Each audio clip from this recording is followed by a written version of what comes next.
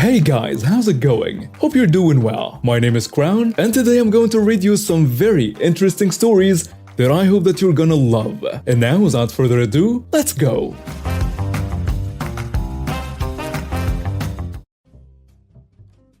Okay, admittedly this wasn't me, but rather I was a witness to the whole event. Just outside of the estate gate of my home, there is a long stretch of road. Although the speed limit on that stretch of road is 60 km per hour, we typically do 80 to 90 km per hour by instinct. At least most of us do. However, when someone decides to do 60 on that road, I just patiently wait behind them and enjoy the slower pace, since I know that the traffic lights on this road are in sync and going faster would result in catching the red light instead of green. Today was a little different though. I couldn't believe how cold-blooded this driver was. Before turning onto the road, I noticed this white Porsche sedan that was driving kinda recklessly and was weaving through traffic. A black minivan was in front of the Porsche, and the Porsche tried to skip lanes to get around the minivan it was yet to approach. Unfortunately for the Porsche, this ultimately resulted in the minivan to be at the front, myself in the middle, and the Porsche at the back. Had the Porsche just been a little patient, they would have been in front of the minivan. Note, this Porsche was definitely on the brink of road rage, if not already with a Porsche flashing its lights, swerving all over the place, and a car horn that sounded like it was about to break apart from being hit that many times. So now we're driving on that stretch of road in that order, and at what speed does a minivan go? They are going around 40, or at least I was going 40 as a result. And this wasn't because the minivan was having a slow day, but it was clear that this minivan was out to piss off both myself and a Porsche. And it was infuriating. But I had enough reason to believe this was provoked by the Porsche's reckless driving. So you can imagine how unbearable it was to have that Porsche stuck behind me. And it was clear that the Porsche was absolutely infuriated. And I was also pissed since I know that we're going to get a red light at the next traffic light. At the end of the 8-kilometer stretch of road, there is a stop sign T intersection, where we have to stop and give way to incoming traffic, and this will become relevant in a second. Somewhere along the stretch of road, I gave way to the infuriated Porsche, and the Porsche was blasting the horn and lights at the minivan. And the Porsche couldn't overtake since it was a blind right turning road. We drive on the left in my country, with too much occasional incoming traffic. The minivan looked like they enjoyed pissing off the Porsche, and slowed down some more, sending that Porsche in a bit of a frenzy mode. After what felt like an eternity, we finally reached the intersection, and I was planning to do an overtake that moment I finished turning right, which the minivan was also planning to do. The Porsche, however, skips onto the left turning lane to turn left. The minivan stopped in such a way that the Porsche couldn't see incoming traffic, and the minivan definitely noticed that. This is where the minivan pulled that cold-hearted move. The minivan lowered their window and indicated to the Porsche that incoming traffic for them was clear. And the Porsche didn't even hesitate a second, and spun off onto the road and straight into a pickup. The Porsche, lucky, didn't roll over, but the pickup made a solid hit on the Porsche's hood. When I looked again, the minivan was gone, like it was never there. I stayed a while to give a written statement along with my contact details, and both the pickup and the Porsche had a dashcam, which caught the whole event. I only needed to give testimony to the fact that the minivan driver gave the all-clear indication to the Porsche, which was semi-caught on camera too. I have never seen anything like that before today, where one driver would send off another driver into the incoming traffic that way. And for what? Update. After the incident, the police were able to track down the minivan driver thanks to the witness statements and the dashcam footage. When they confronted the driver, they were shocked by the cold and calculated nature of the actions. The minivan driver admitted to intentionally misleading the Porsche driver in order to cause an accident, and revealed that they had been holding a grudge against them for cutting them off in the traffic earlier that day. The minivan driver was arrested and charged with reckless driving and causing an accident. They faced significant fines and even jail time for their actions. This incident caused a lot of outrage in the community, and the minivan driver received a lot of backlash and negative publicity. Despite trying to defend their actions, the minivan driver eventually expressed remorse for what they had done and the harm they had caused.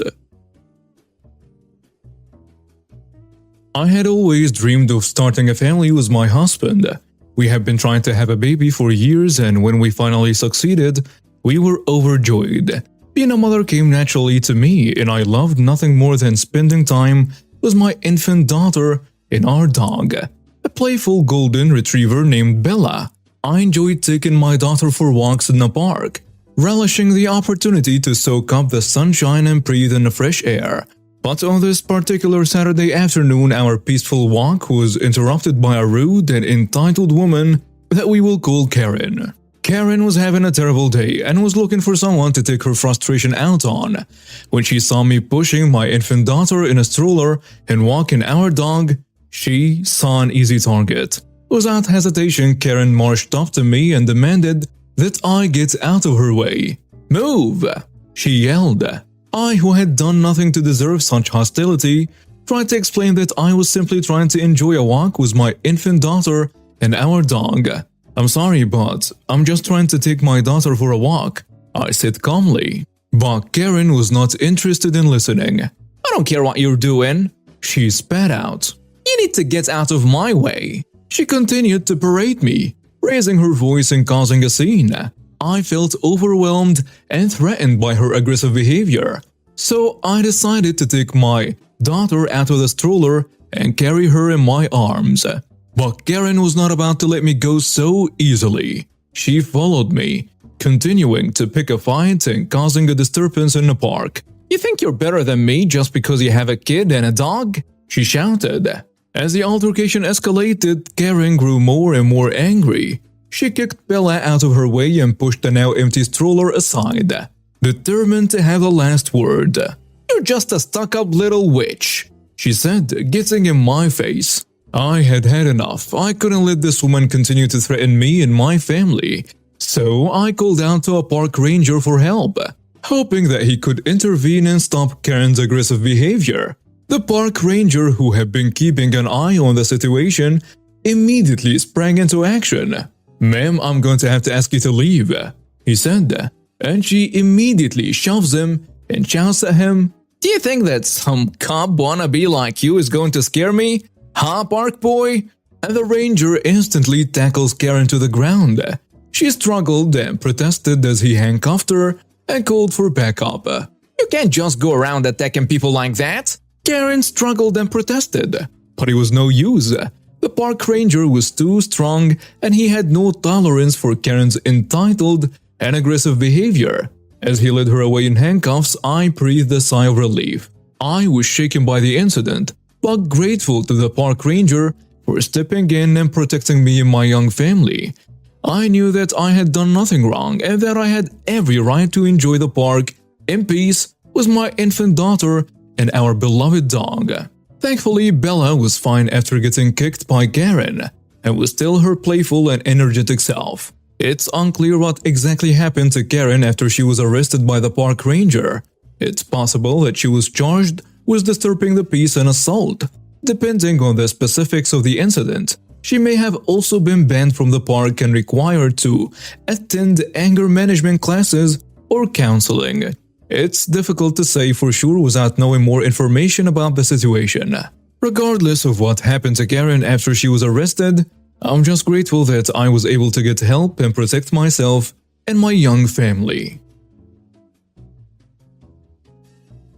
A few years ago, I worked under a terrible boss whom I shall call Taff because of all her taffs.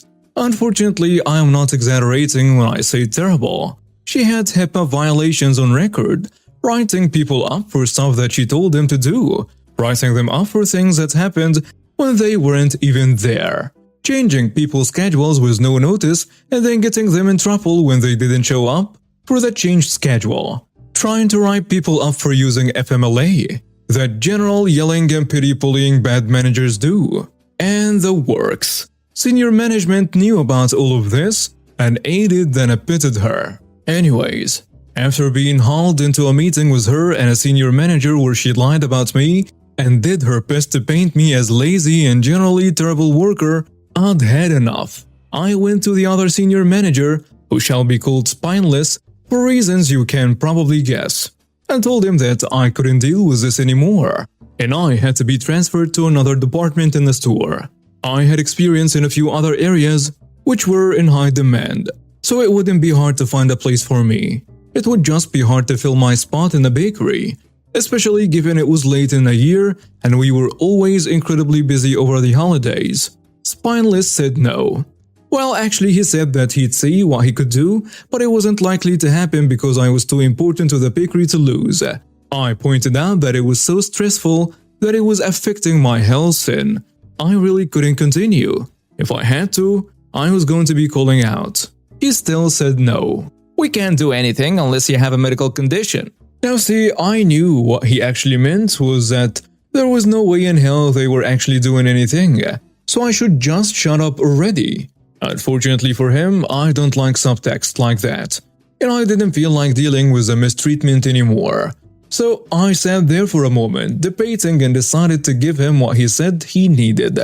See, I have a few medical issues that are annoying, but unless they actually keep me from doing my work, I think it's kind of a cop-out to bring them up. But under the circumstances, management was being completely unreasonable. So, cop-out it was. So I explained that I had an official diagnosis of anxiety and due to reasons above, I couldn't work under her. Spineless kind of stopped and looked at me, then said, okay, we will see what we can do. But we will need you to at least get through the holidays. I told him I would do my best, but I couldn't handle the constant threats of write-ups, so he would have to keep her from enacting any disciplinary measures against me. He said, sure. I also added that I really didn't want anyone else knowing about my anxiety, as I don't like my personal life being spread out. About a month later, something else happened where a bunch of cakes were ruined and I was the last one who touched it. They were someone else's responsibility as soon as I was done with them. The other person just hadn't done their part, and Tiff was trying to get me in trouble however she could. Tiff hands me a write-up to sign.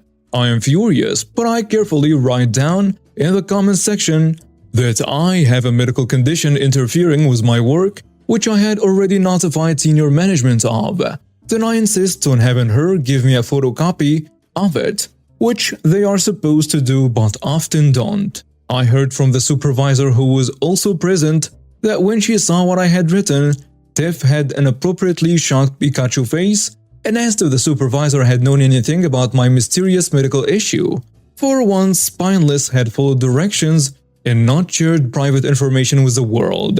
I wrote a nicely worded letter about how I had requested ADA accommodations because anxiety technically can count as a disability. I had already looked it up, and they had done nothing. Stuck copies of the letter along with a write-up and a note from my doctor in Spineless mailbox and in the store manager's mailbox. I should probably point out that by this point, about 4 other people had left the bakery due to medical conditions which were directly related to death.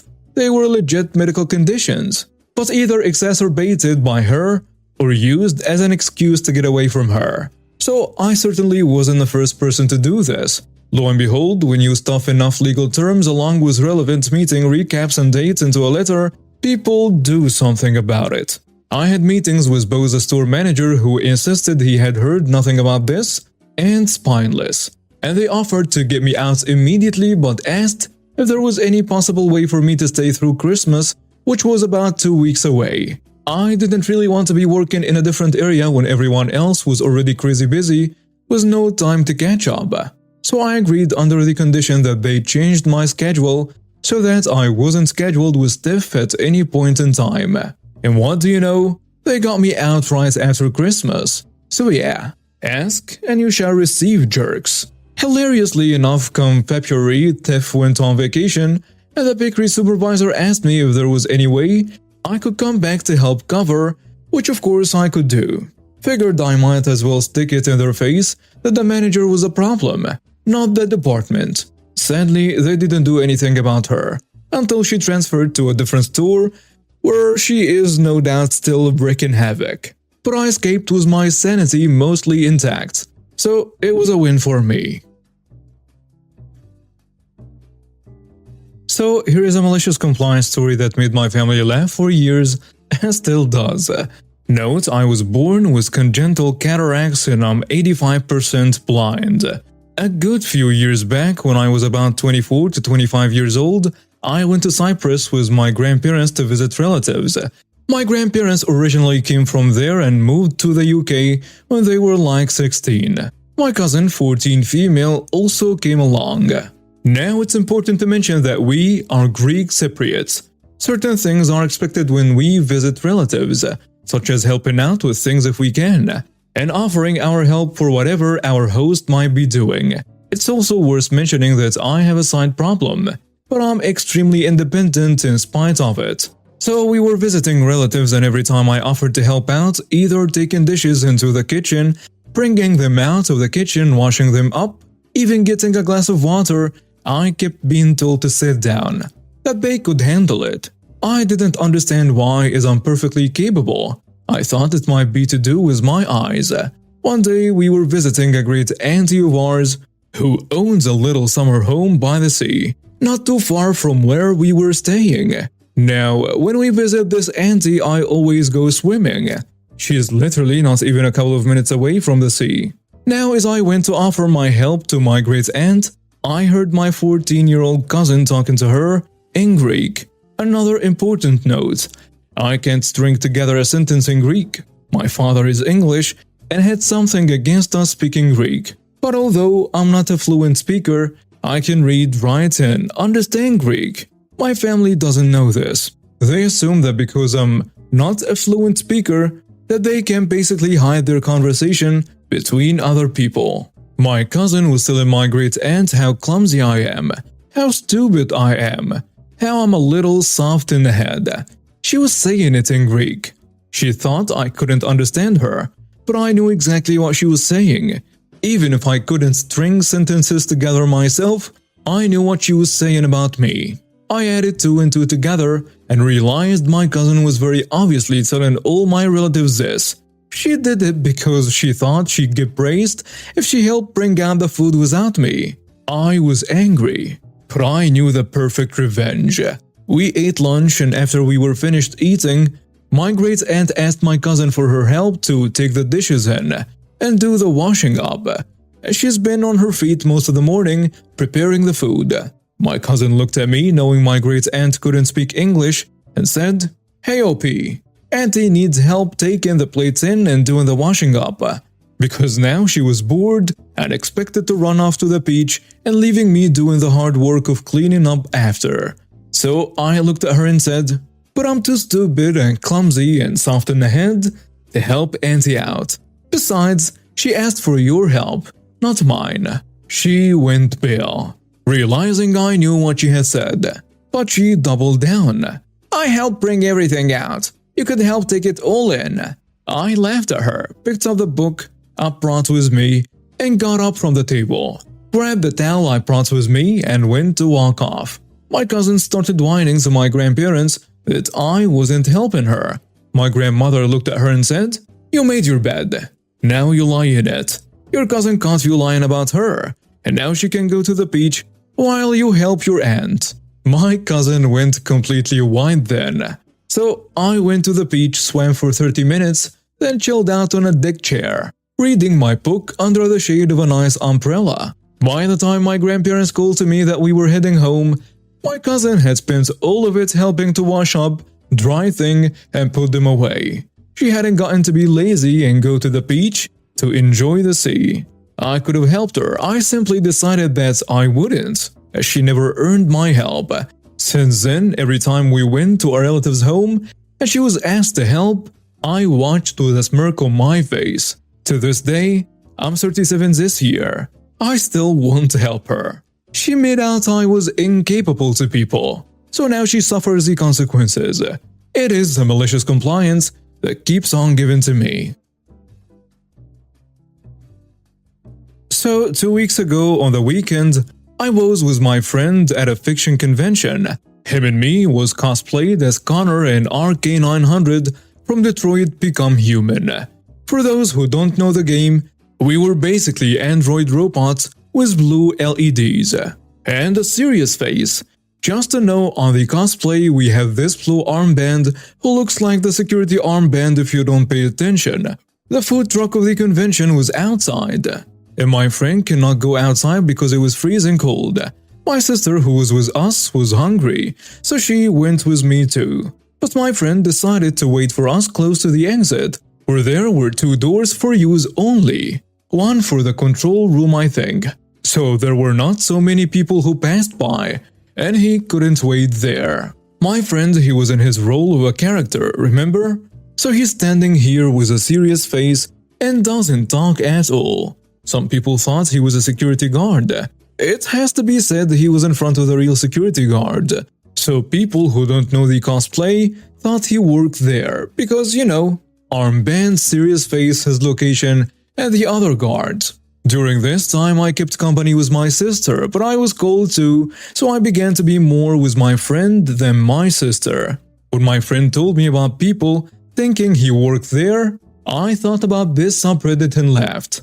And then a woman looks at me while I'm with my friend and asked me, "Can I enter?" She meant the door next to me.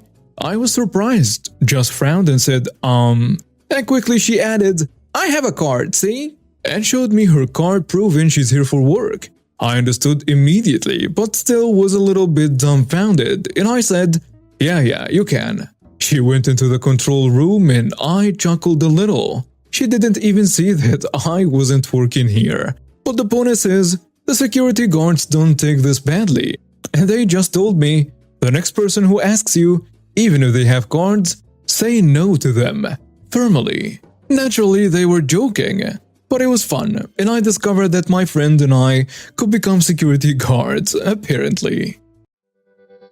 And now we have reached the end of today's stories. Thank you for watching and see you next time.